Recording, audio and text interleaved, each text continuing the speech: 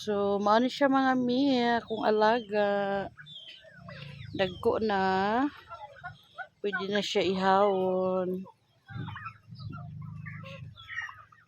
So, bay ni mga miya. Murag bay ni sila kapin para ihaw. Then, ay duha ka mungaan para itlog.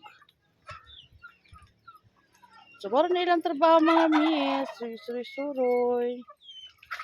So, di sila pwede buhian kay makasata sa silingan kay ilahang pambungkago ng mga tanom. So, mo nang gikulong sila.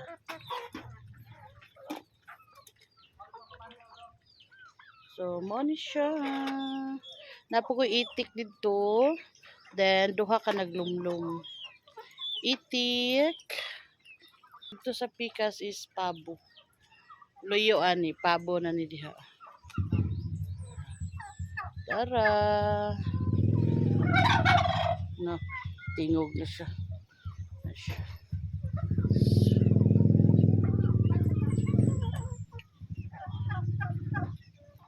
Blurred man akong kon eh. So, mara ni mga mi, akong kalingawan. Pag-alaga nila. Thank you mga Mia. See you. Bye-bye chicken manok.